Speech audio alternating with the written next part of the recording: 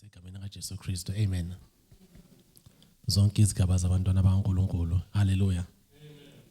I-leadership omama, obaba, intombi nezinsizwa nengane encane. Hallelujah. Ngiyabingelela kakhulu egameni kaJesu. Amen.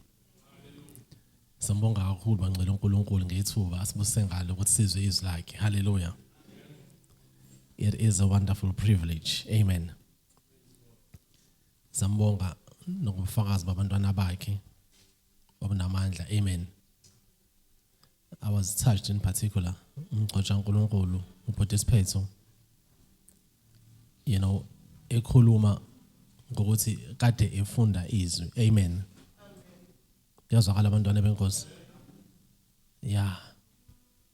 Kade efunda izwi.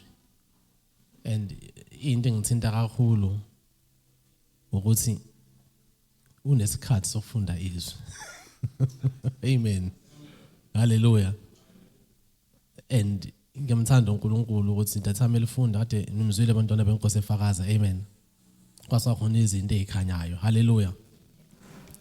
And this is very, very important kakhulu ukuthina singabantwana bakho uNkulunkulu. Amen. Ukuthi sizinikeze isikhathi sokulufunda izwi lakhe. Amen. Uma ngabe ukuthi mhlambe ngendlela osebenza ngayo kunzima ukuhlala phansi neBhayibheli, have something kodwa ekhuluma ngezwi. Mhlambe ufaka i-message efonini, kuyazwakala abantwana benkosi. Let it be a daily activity. Amen. It's so important. Iziningi izinto esingazenza emhlabeni kodwa kuzona zonke ezenzayo ezisizayo. Nakulezi ezenzayo ezisizayo kodwa zisisiza ngokuphelele. Kuyazwakala abantwana benkosi. Kodwa uma ngabe thina sizohlala ezwini, sigxile ezwini kaNkulunkulu, konke okudinga ukuphila kwethu sofinyelela kokho. Hallelujah. So bantwana kaNkulunkulu sambonga kakhulu uNkulunkulu nangetopic esikuyona. As I said, this is aqala is very, very, very dear, very, very, very dear to me. Amen. Sikhululiwe ekuguleni nakuzona zonke inhlobo zezifo. Hallelujah. So from the time isiqalile lesi sifundo up until now, the aim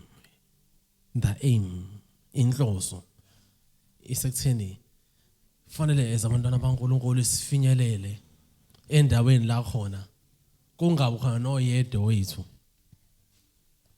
ongaqondi ukuthi sikhululiwe kolonke uhlobo lokugula nasona zonke inhlobo zezifo. Kuyazwakala abantwana benkosi. And it's my prayer ukuthi inhliziyo zethu sikwazi ukuthi silamukele iqiniso. Amen. You will remember siqala abantwana beNkulunkulu this particular topic ukuthi uNkulunkulu wasisiza sabona umahluko phakathi kokugula nesifo. Kuyazwakala abantwana benkosi. Sabona umehluko phakathi, the difference between sickness and disease. Ukuthi ngaphandle ukuthi umntwana kaNkulunkulu abe nesifo, uqala agule kuqala. Isifo singumphumela wokugula. Sakhumbula abantwana benkosi. Ukuthi likhulu ibanga elihlukanisa isifo nokugula. Yazwakala abantwana benkosi. Lokho kubalekile ukuthi siqonde ngenxa yokuthi kwakukhanyisa kithi ukuthi uma ngabe ugula akudingi ukuthi ukugula kwakho kugcine sekuyisifo. Amen.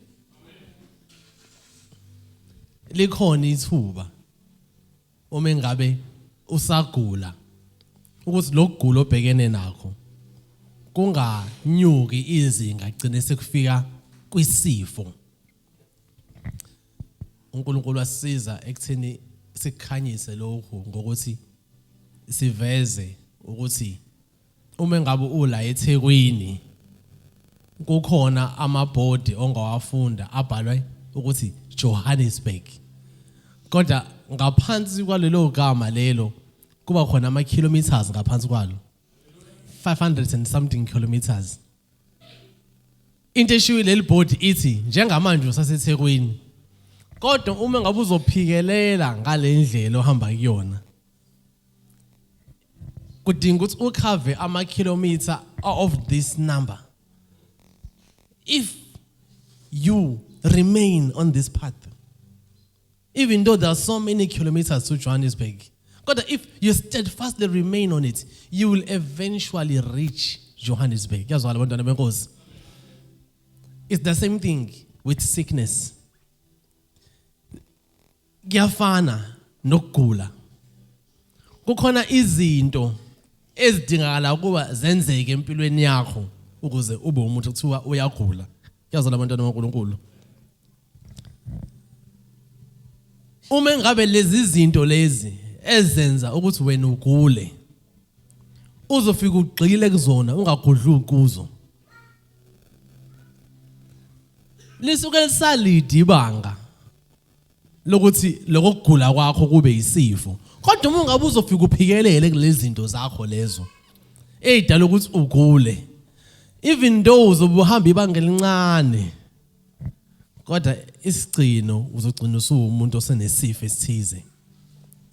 Yabona uma ngabe ukuthi ushukela, diabetes, ula, nakuzwa abantwana benkosi. Akithi nangibona ngithi ngila phambili. Uma ngabe uthi ushukela ula,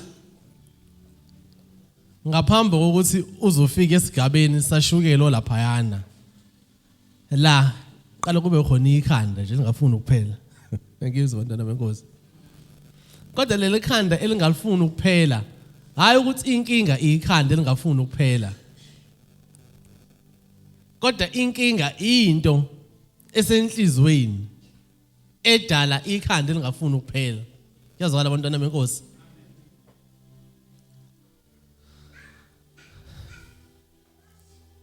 And then as long as lezi zimo ezidala ukuthi ube nalokugula lokho othi okwakho, kungeke uzikube khona ushintsho.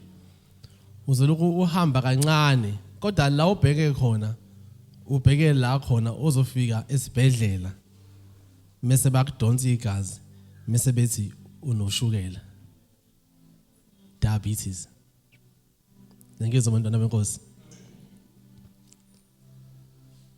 Now, this then shows us, because this is a very, very serious matter. As we saw in the definition, when now we look at disease, the definition of disease is different from the definition of sickness.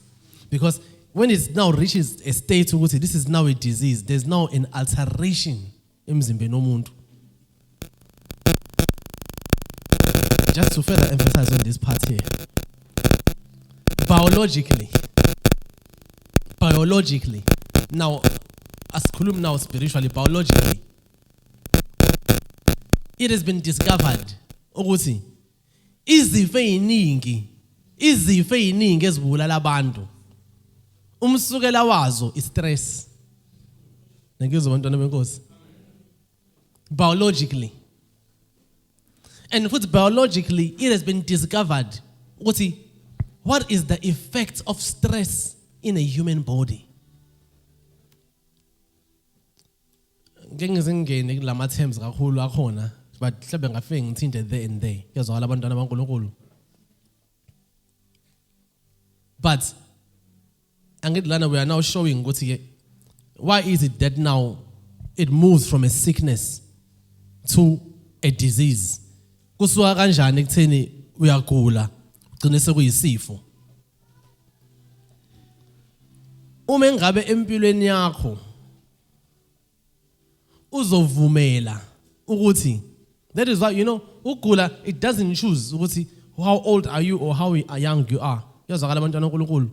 Because it needs certain kinds of requirements in order for a man or a woman or a boy or a girl to be sick.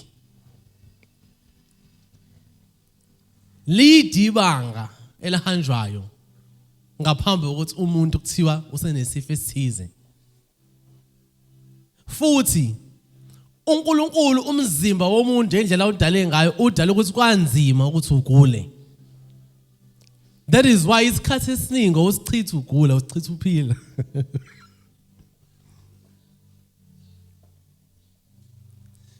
Kulula ukuthi uphile emzimbeni kunokuthi ugule.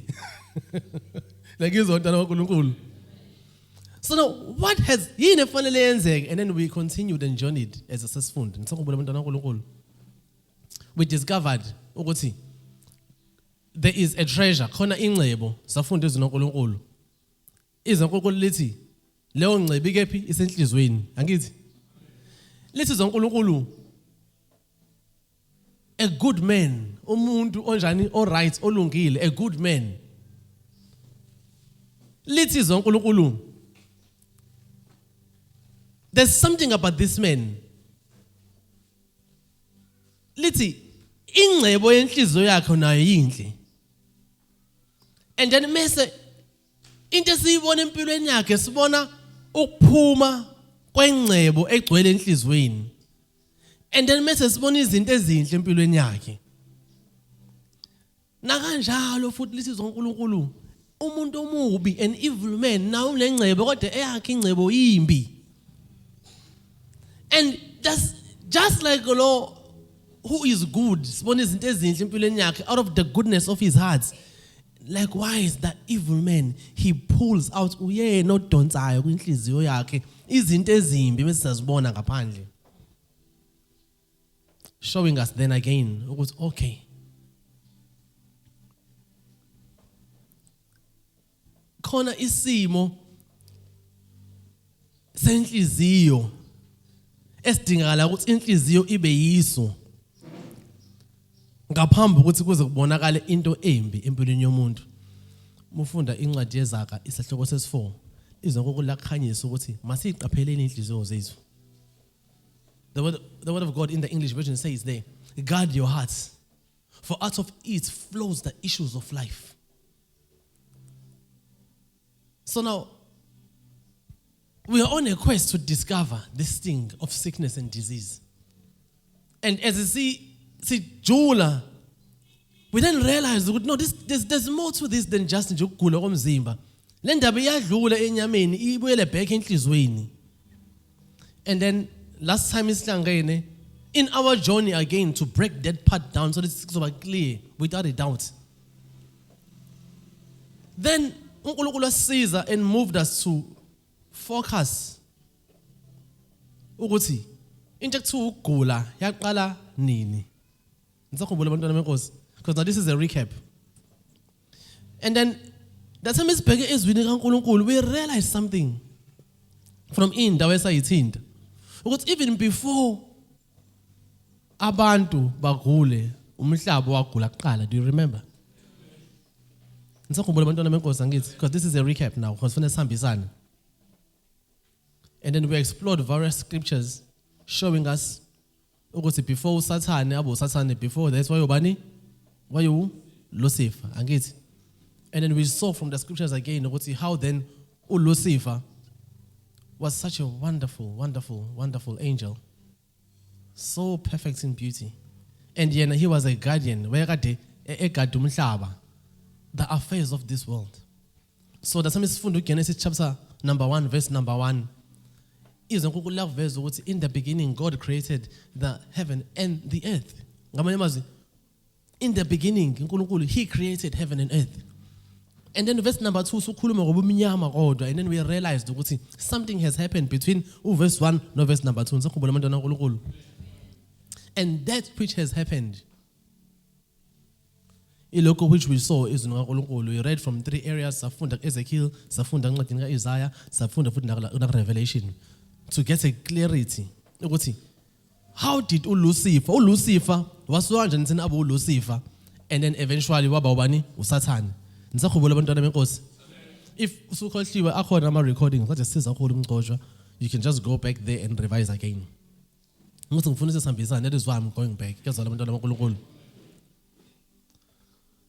So, this is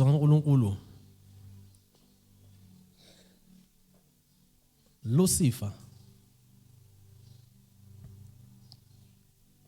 He was perfect in beauty. lakuveza izwi kaNkulunkulu ukuthi yonke into shuthi ngamanye amazwi concerning uLucifer yayinhle up until kutholakala umonakalo enhlizweni yakhe. Because now we are continuing from there. Hallelujah. So umhlaba awunankinga, yonke into emhlabeni yinhle, i-right. And thina we just think ukuthi yonke into emhlabeni yinhle, i-right, just because fanele ibe yinhle, ibe right. But when now you focus closely ezweni kaNkulunkulu, you realize ukuthi the reason why umhlaba bukanjeya, it is because bengakatholakala ububi enhlizweni kaLucifer. The day uLucifer ethi mina ngingaba uNkulunkulu futhi ngingaba ngaphezulu kaNkulunkulu, the moment kwenzeka lokho, izwi lesivezela abantwana kaNkulunkulu ukuthi indawo yakhe izange sakwazi ukuthi itholakale ukuthi avumeleke ukuthi aqhubeke ahlale ezulwini. And then the word of God lets us know, siyabona izwi kaNkulunkulu ukuthi uLucifer wahlulwa. And ukuhlulwa kwaLucifer, you will think ukuthi kwakade kuyimpi phakathi kaNkulunkulu nobani noLucifer. uNkulunkulu akakwa amen. Ngendlela uNkulunkulu amkhulu ngayo, engase kuthiwa kwakufanele kube uyena ozumsusa uLucifer, wayezovela ncibilika ashabalale. Do you understand this? Phela understand ukuthi uLucifer naye udaliwe njengezinye ingelosi uNkulunkulu. So uNkulunkulu, bantwana baNkulunkulu, ugcwele uthando lisimangaliso.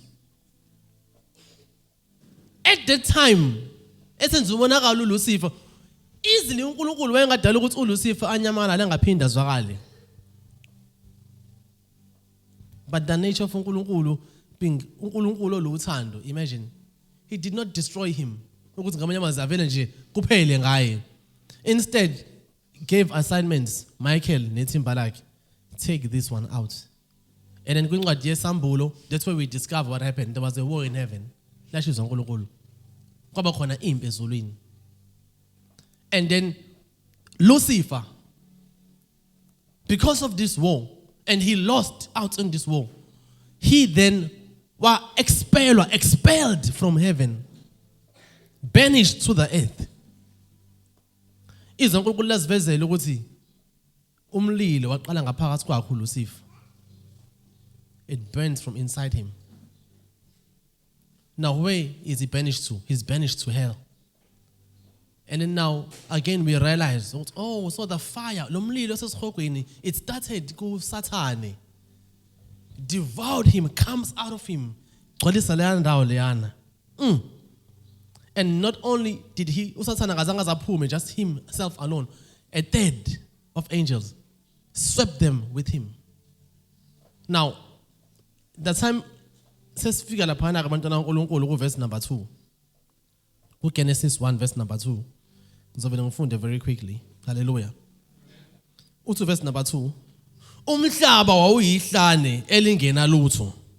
Kwakungubumnyama phezulu kodwa. Kepha umoya kaNkulunkulu wehla wenyuka phezulu kwamanzi. What is that? Now this lesimo lesomhlaba, umhlaba usuyagula. And ukugula komhlaba sikubona ngokuthi ube yihlane elingena lutho. Sikubona ngokuthi kubusa ubumnyama phezulu komhlaba odalwe uNkulunkulu. Yazakala abantwana kaNkulunkulu. Now the world is sick. It's sick. uNkulunkulu is now observing a sick world. This is uNkulunkulu. Kepha umoya kaNkulunkulu wehla wenyuka phezulu kwamanzi. So then in our history, to discover sickness, then we now realize ukuthi ukugula kwaqala that time uLucifer elahlelwe emhlabeni esiwuSathane. Okusho ukuthi into enokugula phakathi ihlangene futhi noSathane. Ngizwa abantwana benkosi. So abantu abathi ukugula kuvela kuNkulunkulu, they are wrong. Ukugula akuveli kuNkulunkulu. Ngiyezwa abantwana bakaNkulunkulu. Kodwa ukugula kungumphumela womonakalo owenziwa uSathane. uNkulunkulu akadingi ukusebenzisa ukugula ukuze kube khona into azoyenza empilweni yakho. Khona abanye abakholwa ukuthi uNkulunkulu unginikezile lesifo ukuze mina ngibe umuntu othobekile. Amanga avele esihogweni lawo.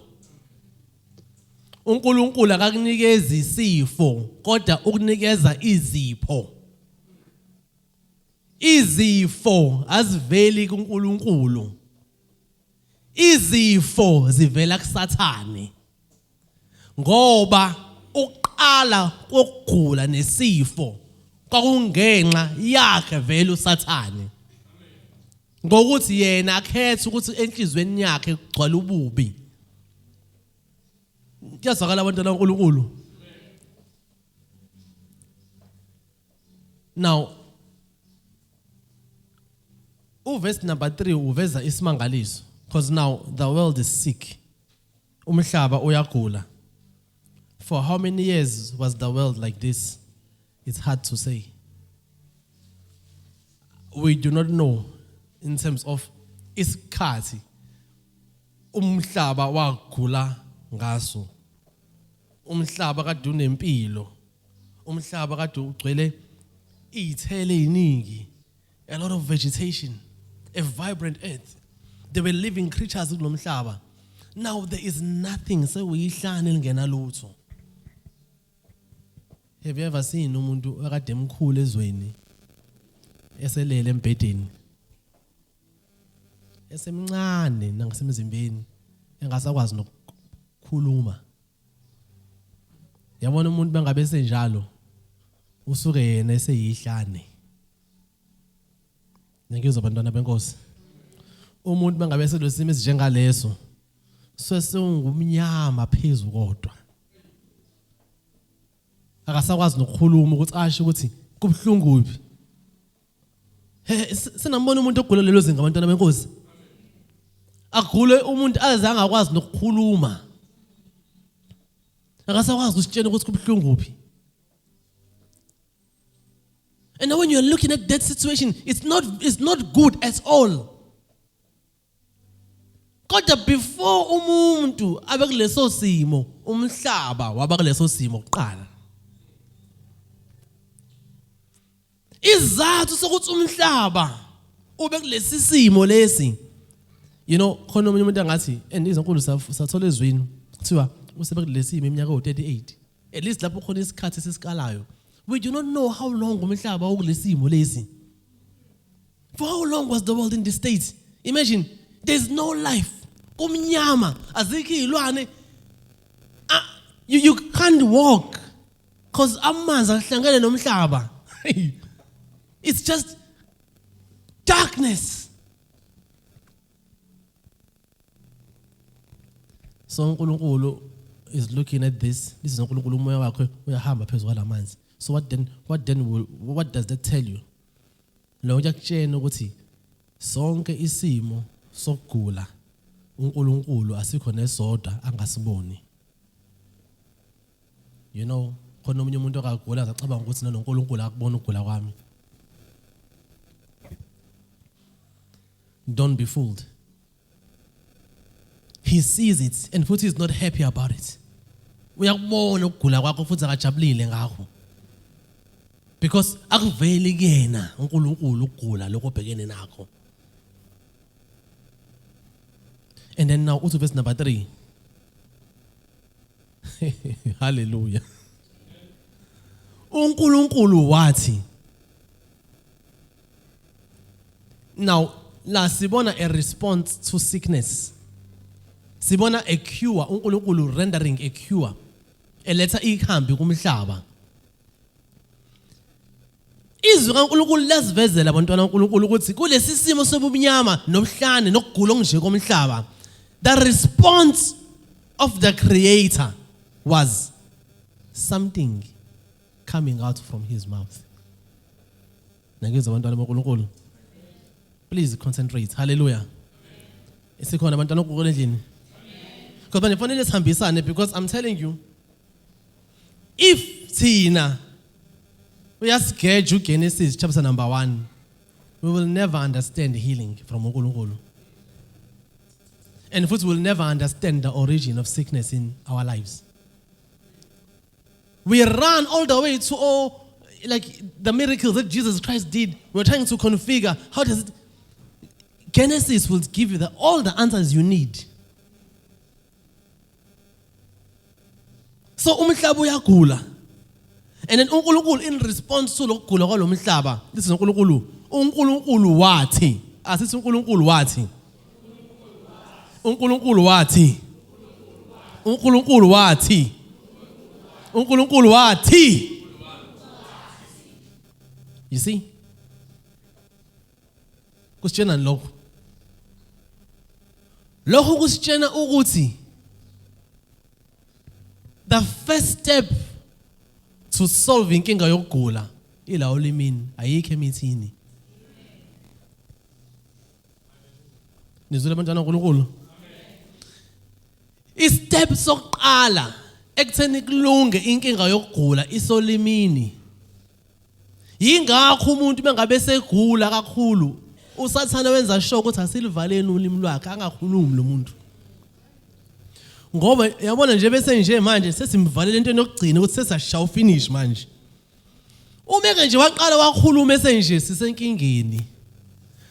Because he knows ukuthi as long as usanolimi usangaphunywa lokugula okubambile. Because that's the order of restoration.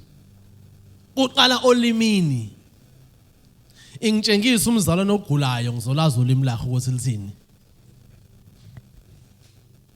Ngizwile abantwana benkosi. Hayi, kodwa bangakayizwa le ndaba le. Ngithe ingitshengise umntana kaNkulunkulu onjani? Ngizolwazi nolimi.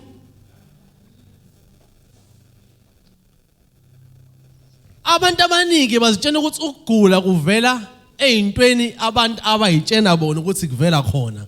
Kodwa ukugula kuvela olimini lwakho.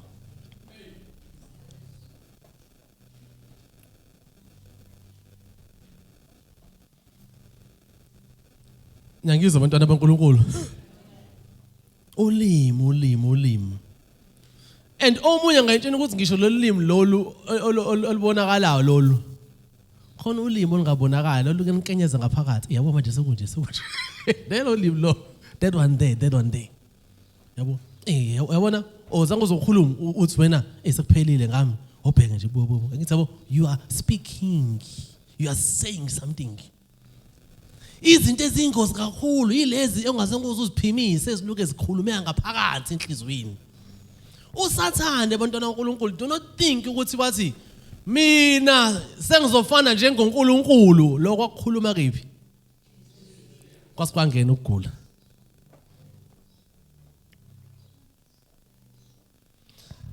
And uNkulunkulu iphimbo alizwa kakhulu iphimbo lenhliziyo kunephimbo lomlomo. So, this is uNkulunkulu. uNkulunkulu wathi makube khona ukukhanya. That's the first thing he talked about. Umhlaba uyagula. What's the link? Bantwana boNkulunkulu, this is ndawonye endlini. Sindawonye endlini bantwana boNkulunkulu. Angazi ukhona olele la njengamanje. Uma ngabe khona ngicela umthinti uthi wake up. This is not the time to sleep. Vuka ungamsabi mthinti. Amen. Isikhathi sokuvuka lesi ulalele. Sonke sesikhona. Sonke sikhona kithi. All of us we are here. Right? Sonke sikhona kithi akakholele. I want to ensure that everybody is awake. Amen. Uma ngabe uthi uyezwa ukuthi uyazela, you can even go and stand outside. Amen. Hayi ngale la ngaphandle komnyango shawo umoya kodwa uyezwa. Amen. Hallelujah. Oh ngiyalithanda izwi kaNkulunkulu. Ngiyalithanda izwi kaNkulunkulu linguphila. Makube khona Makube khona? Hawu, hayi umakhi uzofika azama ukuthi aphehle something. Makube khona? Hayi umuntu wagesi uzofika asihlanganisele ukuthi sithole. Makube khona? Kusitshena lokho bantwana boNkulunkulu. What does it tell us? What does that tell us? Lokho kuyasitshena ukuthi ukukhanya kungaphezulu kobumnyama.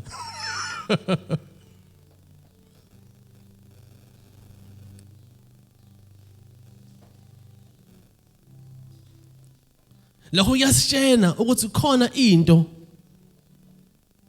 enkulu ngokukhanya. Now I know, and njalo mangabe sifunda le part lena iningi lethu mangabe sizwa ukukhanya sicabanga ukukhanya lokho esikubonayo. But you realize something. Ukuthi that time ethi uNkulunkulu makube khona ukukhanya akakhulumi ngelanga.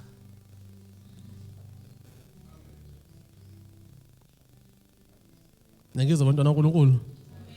Njengoba ethi makube khona ukukhanya akakakhulumi ngelanga. Sizobona mangabe sehla eselibali ilanga. Now the question is, what kind of light is this? Because it's clear ukuthi before a healing can take place, the first requirement, there must be this light. Because of the world, umhlaba has got to be healed, the earth. Kumnyama, kuyihlane, there's got to be healing, there must be restoration. And the first mention, makube khona ukukhanya. Now, mangabe ufunda incwadi kaJohane, chapter number 1, we get an idea. Ngiyathanda uJohane 1 no Genesis 1. Bayihlobe enkulu kakhulu. Yazwakala abantwana boNkulunkulu. Now khona into eyisimanga esizoyibona ke la. Ngizoyifunda very quickly.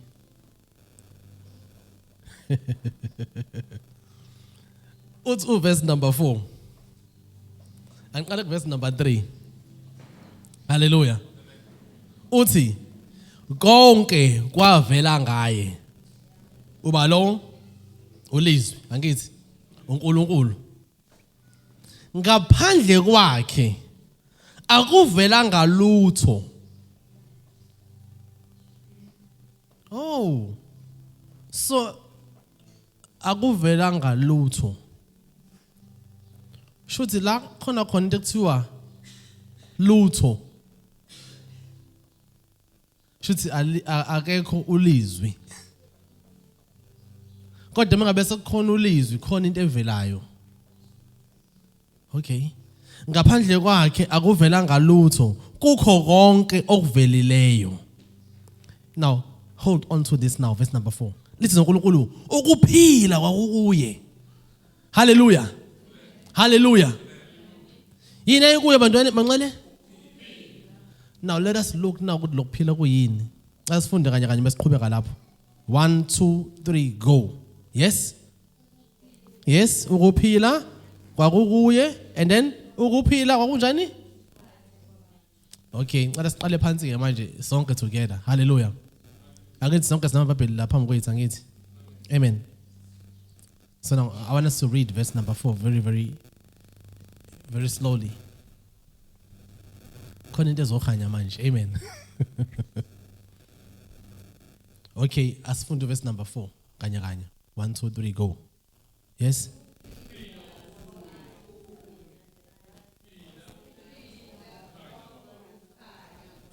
Ulimphinjala le part leyo yokugcina ukuphila kuyini? Ukuphila? Shuthi lokukhanya kuyini?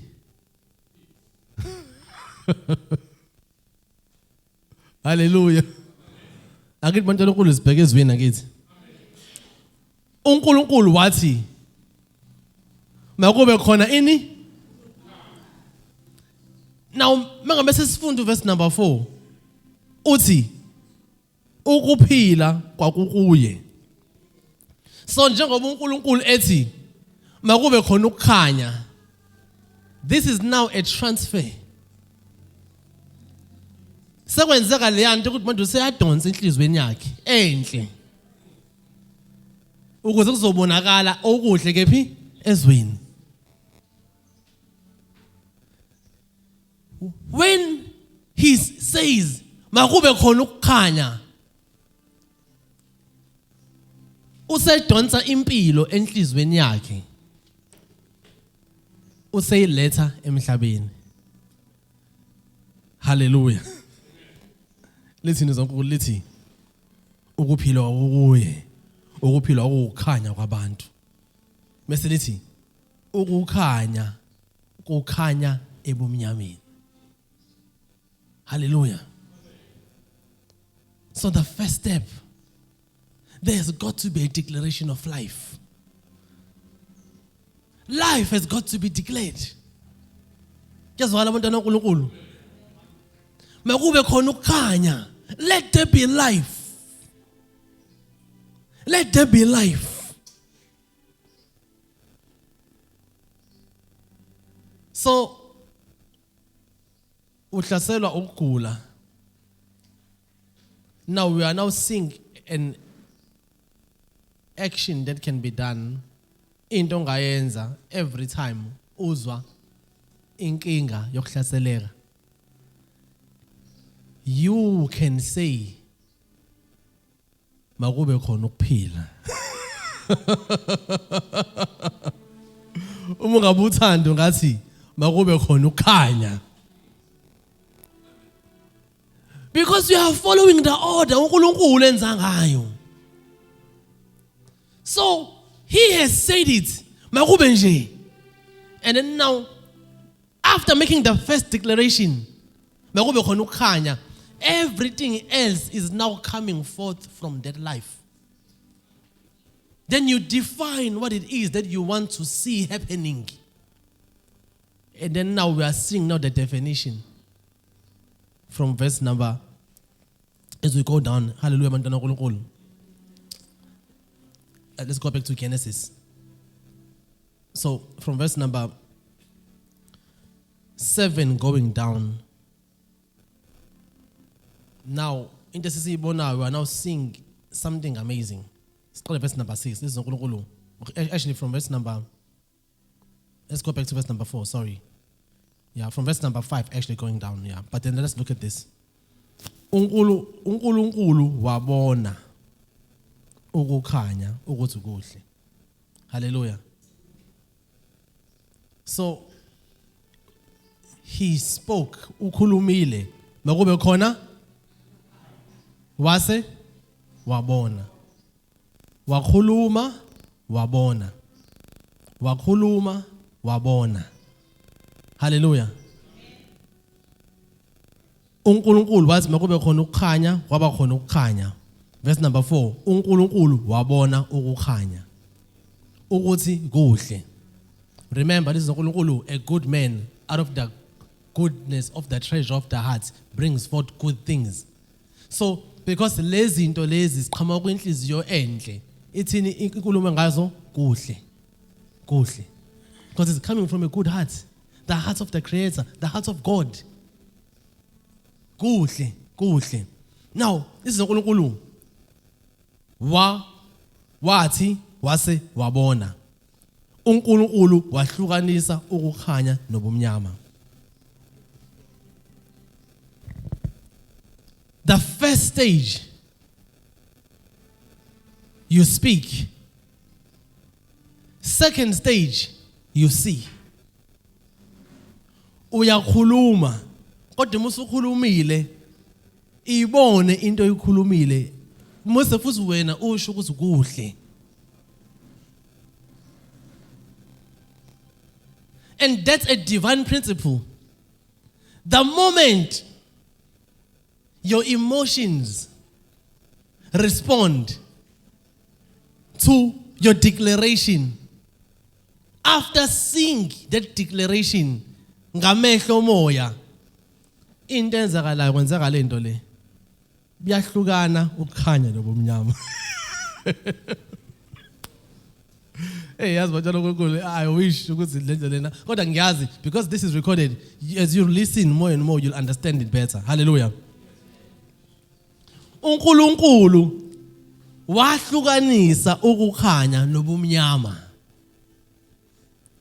But before the separation, now this is now the healing taking place. As long as there's still darkness there, the sickness will continue. Now we need to now see an area where now the sickness is stopped. Ukugula komhlaba kwanqotshwa that time uNkulunkulu ethi kuhle.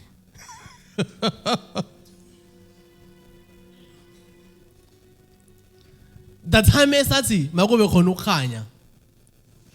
That was the first step. And then after esekishilo ukuthi bekube khona ukukhanya, wasibakubona ukukhanya. That's the second step. Now because ukubonile ukukhanya yini ozoyisho uNkulunkulu. And then uNkulunkulu wathi sekubonile ukukhanya wathi kuhle. Phezu kobumnyama kodwa. Akazange azalinde kuqala ukuthi kube khona ukukhanya kwelanga.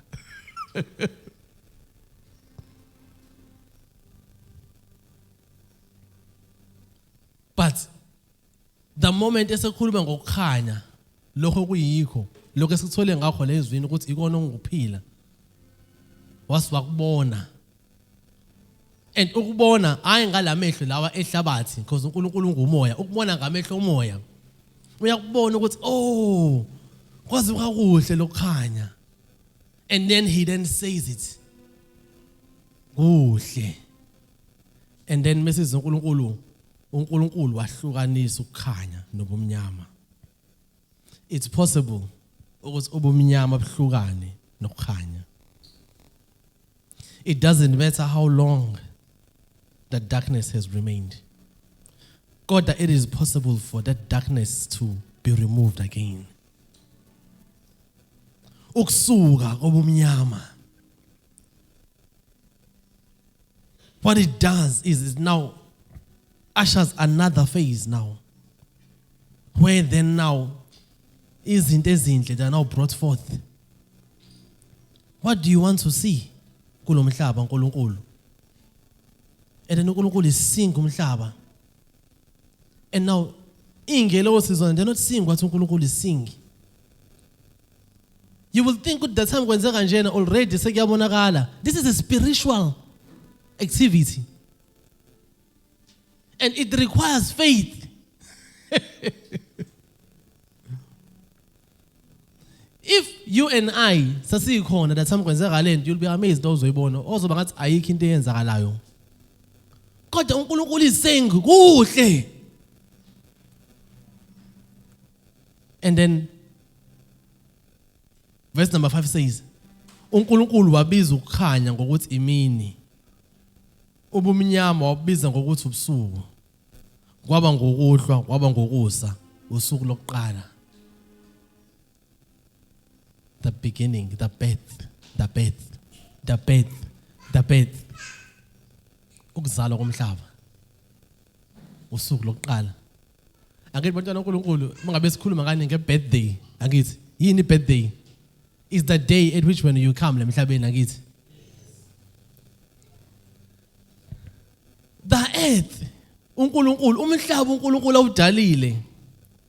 Waqala the moment now, because after the destruction, waqala that time ukukhanya sekuhlukaniswe nomnyama. And that takes two activities. What he spoke, what he saw. Into ayikhuluma nento ayibona. And after esekubonile, he then responded emotionally. Because the name says wakubona ukukhanya ukuthi kuhle. He's now rejoicing with what he's seeing. And then this rejoicing results in the activity of the separation of the light from the darkness. So as long as nothing is spoken, and as long as nothing is seen, then the darkness cannot be separated from the light. And then this is the crisis bantwana kaNkulunkulu esibhekana nayo as abantwana bakaNkulunkulu. You are saying ukuthi umntwana kaNkulunkulu uzelwe kabusha, and you are still sick like them of the darkness. Ngiyakuzwa bantwana kaNkulunkulu. The biggest crisis esinayo amongst amakhola abantwana bakaNkulunkulu, thina sithi singabalungile, asikwenzi ukuba asikwenzi, siphile ekhanyeni. And yet izinto zabantu basebumnyameni zabonakala empilweni zethu. Leli qolo lami, iqolo lami, leli dolo lami, lesi sifuba sami, la mehlo ami, yabona nje khona lo,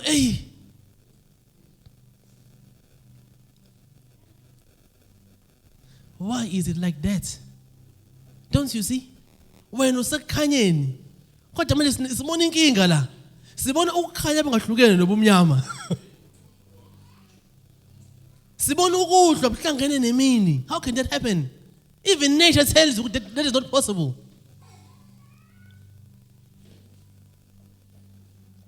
Yabona njengamanje akoni esebusuku. Ngisho ngakhali inyembezi, I'm telling you. Kusemini. Lezi zinto zombili azikwazi ukuthi siphilisane. Zadedelana. Imini nobusuku abukwazi ukuthi bube ndawonye kanye at the same time. So the moment ubona imini nokuhlwa kusendaweni eyodwa fanele wazi khona umonakalo omkhulu okhona kuleyo ndawo. It's against nature. Nature doesn't allow it. Nature doesn't allow it. Ngiyizwa abantwana bakaNkulunkulu. Izwi kaNkulunkulu, I believe incwadi yaseThessalonika ukuthi manje because of time guess sangena khona, kodwa probably mhlawumbe next time songena and then sisidephe. It's not just going to be a highlight. Abanye they've read this. Izwi liyakuveza ukuthi thina sabantwana bemini. Abalifunda izwi bazoyikhumbula leyo phasi leyo. I think yaseThessalonika, right? Asibona thina abantwana bakephi. And now the Spirit of uNkulunkulu is actually referring to lento leyala. Now you're hearing umgcotsha uNkulunkulu by the Spirit mentioning it there. He's going back to Genesis. Ukuthi thina sibona abantu basebusuku bokuhlwa, thina sabantu bemini. And by that he's saying ukuthi thina sibona abantu bobumnyama, sabantu bokukhanya.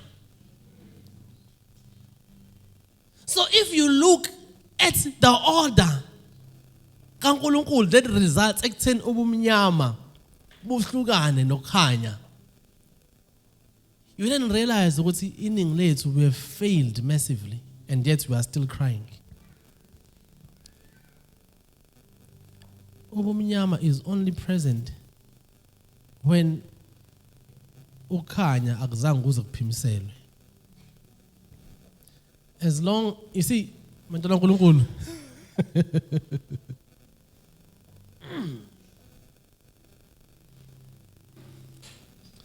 Ubukhona bukamoya kaNkulunkulu awuzange bubuqede ubumnyama. Ngizwa bantwana benkosi. Lithi uNkulunkulu babukhona. Umoya kaNkulunkulu owenza njani bantwana kaNkulunkulu? Wawehla wenyuka phezulu. Kodwa umoya kaNkulunkulu khona into okade kwakudingakala ukuthi yenzeke ukuze uqede ubumnyama. Ngiyezwa bantwana kaNkulunkulu. So ubukhona bawo bodwa umoya kaNkulunkulu abubuqedi ubumnyama. Kodwa umoya kaNkulunkulu udinga ukuthi kube khona into ezokhulunywa ukuze kuzoba khona into ezokwenzeka. Umgcotsha kaNkulunkulu uElijah kade nje sakhuluma ngaye lapha yana ekhaya. Amen. Ngisho esedlulile emhlabeni kodwa ngendlela umoya kaNkuluNkulu wavunguza ngawo kulawa mathambo lawa ya hayi ofile wathi ethinta lamathambo wavuka waphila waqala wagijima. Nakizwa abantwana kaNkuluNkulu. Kodwa umnini mathambo yena wafa. Kodwa amathambo wona aphilisa ofile. Kodwa umnini wawo lisizwe uNkulunkulu wagula. Umprofeti ogcwele ugcobo wagula and ukugula kwakhe kwahamba kwaze kwambeka kwisifo wase wafa. I don't like how that man died. Because you see, he was a mighty man of uNkulunkulu umgcotshwa. Mighty man. Izimanga zenza. Kodwa as mighty as he was, naye bantwana uNkulunkulu akazange ayirealize iorder yala Genesis. Imagine. As mighty as he was. What a privilege we have. Hallelujah. To live at a time where we are able to look at izwa uNkulunkulu ngalolu hlobo. Umprofeti unenkinga. Oh no, ngiyagula. You see, usho yena uthi ngiyagula. But uNkulunkulu akazange azasho ukuthi kumnyama emhlabeni. Hayi bantwana kaNkulunkulu. He didn't say kwaze kwayihlane, kwaze kwamnyama, kwaze kwaphela. But God said, let there be light. Yes, kumnyama. Yes, kuyihlane. Ayikho into ephilayo. God, it doesn't mean that you've got to say the same thing that you see.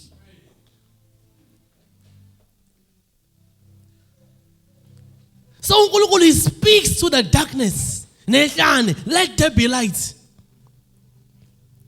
So now, this is not the part that we're talking about. So it's a crisis. It's a crisis. It's a crisis amongst abantwana bakaNkulunkulu abamthanda uNkulunkulu. Abagcwele umoya ongcwele ovunguza ngamandla ngaphakathi kwabo. And the crisis ilena ekade eyavela through umgcotshwa kaNkulunkulu umpostoli uPetru.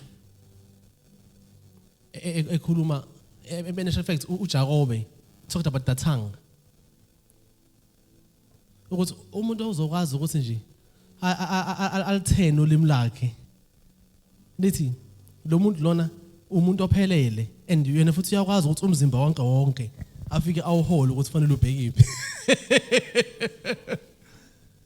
Lithi uNkulunkulu lapha encwadini kaJakobe sifaka izinto kumlomo yamahashi la emlomeni wazo mase thina sayidonsa ngabe ufuna liyangala udonsa kanje mase lithi kanje muthi okay so enough sidonsa ngala mase lajika liyangala la kuveza izwi ukuthi ulimi lwethu it does the very same thing for imizimba yethu. Umzimba wakho uzoya la khona ulimi lwakho libheke khona. Uma ngabe ukuthi kumnyama nawe uzothi kwaze kwamnyama kuzoba mnyama. Uma ngabe kuzoba khona ihlane mase nawe uthi kwaze kwayihlane kuzoba khona ihlane.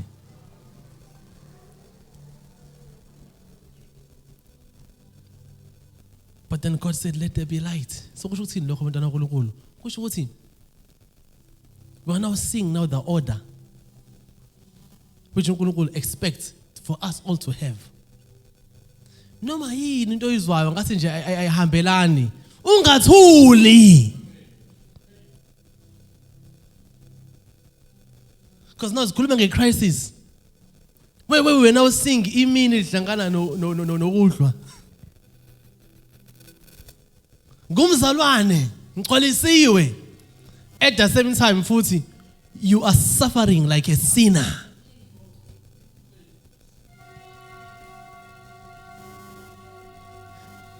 But you know, please, I want to ensure ukuthi yazwakala namhlanje le nto lena.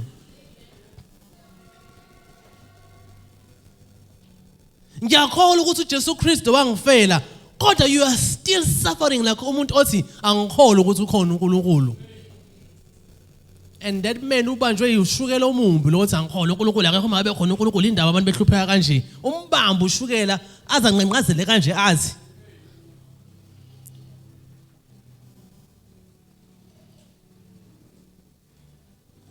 That man, he is in darkness. Usebumnyameni. And alikho imini kuyena ngoba yena akakhona ukuthi ukhona uNkulunkulu. And now you find you, mntana kaNkulunkulu, who believes ukuthi ukhona uNkulunkulu. You say he died for me. Oh yes, he died for me. I believe it. How then can it be possible? Ukuthi lona othi wangifela uJesu. He is suffering like lo othi akekho uNkulunkulu. The possibility it exists olimini lwakho. Nasentweni mangabe uthi usukhulumile because ungakhuluma kodwa yini oyibonayo? Mangabe usubonile, what's your emotional response? Ngabe uyasho na ukuthi kuhle? Because I'm telling you, for many of us asisho ukuthi kuhle mangabe ngekho kuhle. Uma ngabe kusamnyama iningi lethu asikwazi ukuthi kuyakhanya. Uma ngabe kuyihlane iningi lethu asikwazi ukuthi kugcwele inala la. Oh siyabusa. Are you hearing me? So ngamanye amazwi uNkulunkulu is showing us ukuthi this thing of sickness and disease, ukugula nezifo, kunqotshwa ukholwa umuntu anakho ukuthi uNkulunkulu umnqobele kona. And then you don't just be quiet about it. Makube khona ukukhanya. Let there be life. You know, athi omunye yazi angikwazi ukuthi ngigijime ibanga elide ngoba nginenkinga yedolo. He is saying it to somebody. Angikwazi ukugijima ibanga enjani elide ngobani? Ngoba nginenkinga yedolo. You are talking about ubuhlane bomhlaba. You are talking about the darkness of umhlaba. And that will not give you a solution. What you are doing is uhlanganisa ukuhlwa nemini. Even nature doesn't do that. That is why then umuntu who is living like that, listen uNkulunkulu, that person is a double-minded man. And he should not expect to receive anything from uNkulunkulu.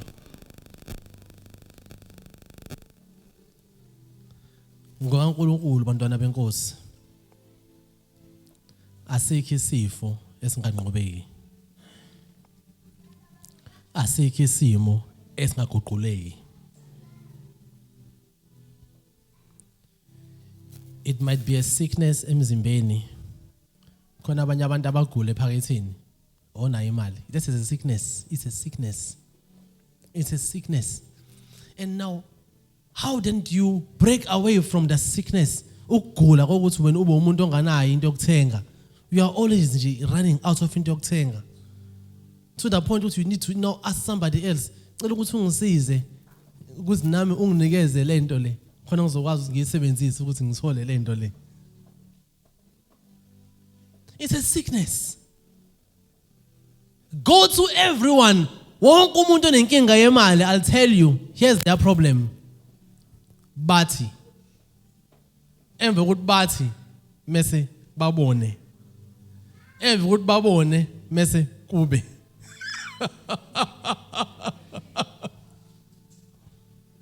Niyazi ukuthi anginayo imali.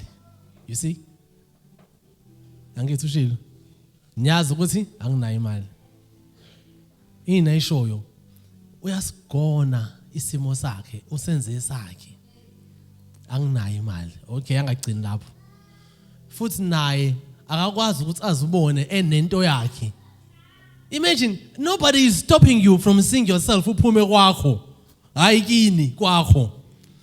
Kodwa no, because you first said anginamali, uzohlezi ngisho uphuphe ebusuku uphuphuka kini. Uphuphuka. Ngisho uphupha uphuphusa eTexini uphupha usemotweni yakho oyishayelayo. Uphupha uthi hayi imali ungangishiyi ungene phakathi eTexini. Imalini le taxi le? Imbono yakho ithi yazi ngene eTexini. Destroy those visions ungene eTexini. Ngene emotweni yami. Umbono awuthi umbono ngiphume ekhaya. No. Phuma kwakho ngiphume kwami. So, angithi I'm trying to show you ukuthi how you can be at home with izinto ezingekho right. God, it starts by you saying it. Gizoba nekwami nami. Oh yes, hallelujah. What are you doing? You are doing exactly what uNkulunkulu said. You see? Because kufanele bantwana uNkulunkulu imile lento lena ubumnyama nokukhanya kufanele bihlukane. Kodwa ngeke ubumnyama nobukhanya bihlukane usakhuluma ubumnyama. Ukusinda emzimbeni, I know, iningi lethi sesijwayele ukuthi ozokukhulekela. I'm telling you, there's more to healing than that. Then you begin to see it. Uzibona ungena kwabantwana uNkulunkulu, you know me for a long time. Anginandaba nazo zonke lezi zinto. Kodwa this is now to make you understand what we are saying. Uzibona usungena emotweni yakho uyishayela. And then here's not the part that many miss. Mangabe usuzibona uvela usukuhleka ukuthi ngeke ayimina. And then you fail the emotions. Kanti ama emotions akho, they have got a lot to do with it. Bantwana uNkulunkulu.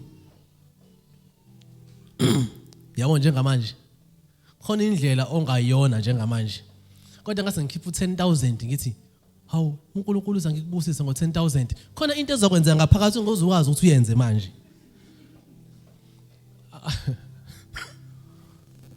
Nikhona endlini. Khona lento lele angazi, you know it. Amen.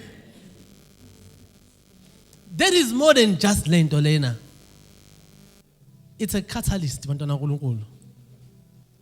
So uNkulunkulu uthi that time usuyibona ungakayibambi akwenzeke lento leyithi abuthi, "Oh yes.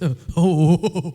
Hey, sengizokwazi ukuthenga lokho. Angiphe manje umuntu nezi 10,000 uneyinkinga za 7,000. So there's almost me 10,000. How 1,000 sizolungisela lokho nalokho. Ngibe no 3,000 osele. Oh yes." You know, and then there's this thing inside. Oh, something. Now uNkulunkulu that time ethi wakubona ukukhanya, that happened to him. And then base ubumnyama bazibonela bona ukuthi manje isikhathi sami sesiphelile. Angihambe. And there's a record ezwini ukuthi uNkulunkulu wahlukanisa, wazi wakunikeza igama. Wazi wena mnyama. He said it kusezwini bantwana uNkulunkulu. Wazi wena bumnyama wabiza ngokuthi wena ugama lakhe elisha manje ngoba ngikufuna ukuthi sihlangane iphinde ihlangane. Ike yahlanga ayifanele ihlangane lento. Wena bumnyama ungubusuku. Wena kukhanya uyimini. uNkulunkulu he officiated ukuthi lezi zinto zihlukane.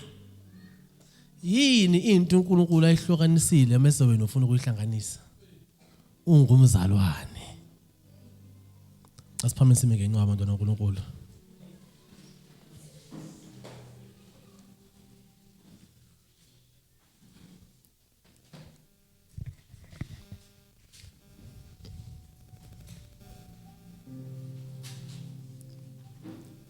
You know, izwa uNkulunkulu lazivezela ukuthi let the weak say I'm strong. Hallelujah. Algcini lapho. Liphinde futhi lizivezele ukuthi let the poor say I'm rich. uNkulunkulu lana kade zama ukusiza abantwana uNkulunkulu. Odinga ukuthi usho isimo sibonayo. Isho lokho ufuna ukubona. uNkulunkulu wayefuna ukubona ukukhanya, hayi ubumnyama, and then he spoke of the light. Then you speak of the light. Mangabe uthi unenkinga yokugula okuthize, angenza example. Mhlawumbe odokotela bathena une BP. Ngikuneze homework. Go and study about BP. Ungavumi ukuthi unento ongayazi. Angakayizwa le ngicela ngiphinda. Uma ngabe odokotela bethi une BP, hamba uyifunda ngayo. Yini uyofunda ngayo? Uyofunda ukuthi idalwa yini. Ubani umuntu oqala kwaba nayo emhlabeni uma ungakwazi ukuthi uyithole le information. Mase nalowo muntu oqala wabanawo ufuna ubheka impilo yakho uzoyiphila impilo enjani. Nangizona naNkulunkulu. Ungagcini lapho futhi and then you continue. Kwenzakalani emzimbeni womuntu lokuthiwa une BP? Khona abantu abathi ngine BP abazi nokuthi yini yenzakala emzimbeni yakho. Ngine BP, indaba uthi ne BP. Odokotela bathi ngine BP, therefore ngine BP. Don't do it. Don't be satisfied with bathe unento ongayazi. Discover about it. Now why is it that you must discover? The reason why you must discover is so that now lento lena bathena yenzeke emzimbeni wakho wena uzothi ayenzeki. But umuntu one BP into enzakala kwenzeka lokho. And then when that time uwedwa, ngithi no, you're saying let there be light. Wathi mhlambe let's say for instance bathi imthambo yakho isigcwele amafutha ngakho igazi lidlule kanzima. Mthambo yami hlukana namafutha. And they said ukuthi igcwele amafutha, so therefore igazi lidlula kanzima. Therefore that's why when you've got a high blood pressure. You see, we are saying let there be light.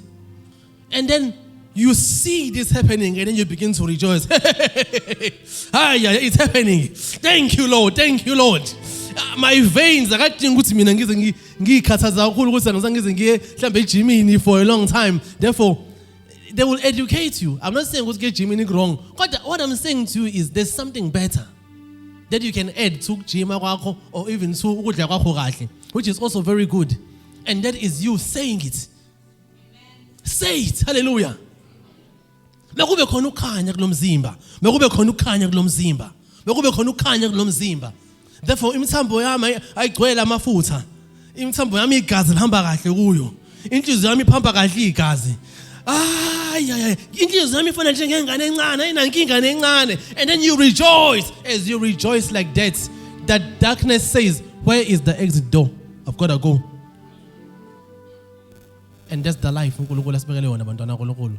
So we'll join in and discover more as siqhubeka next week. Hallelujah. uNkulunkulu esiza. Kuyazwakala abantwana beNkosi. Hallelujah. Are you happy with what you've heard? Amen. Iyangena ngaphakathi nendaba lena. Yazwakala abantwana beNkosi. Therefore say I'm alive. I'm alive. I'm alive. Nginempilo kaNkulunkulu ngaphakathi kwami. Ngiyaphila. Ngiyaphila. Ngiyaphila. Ngiyaphila. You must say that every time. Oh, ngiyaphila. Hallelujah. Ngigcwele amandla. Say ngigcwele amandla. Ngigcwele amandla. Ngigcwele amandla. Now say it nice and say nginamandla. Hey, nginamandla. Udala ukukhanya empilweni yakho umenza njalo. Kuyazwakala abantwana beNkosi. And ukwenza lokho lobo umnyama bokukhathala buyahamba nawe. Say angikhathali mina. Angikhathali mina. Angikhathali. Angikhathali. Kodwa nginamandla. Yeah, that's who you are. That is who you are. Hallelujah. What the devil will cause you ukuthi ungafuni ukuthi uthande ukudla. Say ngiyakuthanda ukudla. Say it, ngiyakuthanda ukudla. Inhliziyo yami yakwamukela ukudla. Iphunga limnandi lokudla limnandi kimi. Yes. Oh, I remember a time umfethu ngangifakazela. Leli demon lenyongo lelizama ukungibamba. Ngathi ngeke ukudla kuyadliwa futhi kumnandi. Umfethu washaya inkukhu enuka kamnandi lapha ekhaya ngizwe ngathi ngabuyisa ngisayizwa inuka. Ngathi umfethu wayiphaka sahlala phansi naye. Nami ngahlala phansi ngayithatha ngayidle ngenkani. Ngangigijima ngiyohlanza itoilet. Kodwa ngathi ngiqeda ukuyihlanza ngaphila ngokuphelele. Yes, ngangifakazela. Because ukudla kuyadliwa. Yini lesenza inkukhu ngiyazi inkukhu imnandi. Futhi inuka kamnandi. Yini manje ingasayizwa inuka kamnandi. I don't accept this lie. Ngathi ngiyifangezwe ngathi ngiyafa ngathi ngizoyidla. Yase ngithume etoilet ngaxolisa ngifethu ngasihle nentafula ngaphethe ngiyaxolisa ngangigijima. Kodwa when I came back, hey, hallelujah, hallelujah.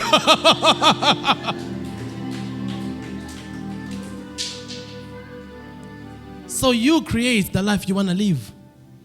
The moment you are convinced of his uNkulunkulu ngisho isimo singamnyama kanjani, kodwa if you act on what God has said, you will get the result. Hallelujah. So sambonga kakhulu uNkulunkulu bantwana benkosi, bencane simdumiseni manje. Ngicela ungisize mcotshwa. Hallelujah. Simdumiseni uNkulunkulu. Any song in your heart say, and then we will pray. Hallelujah. Yes.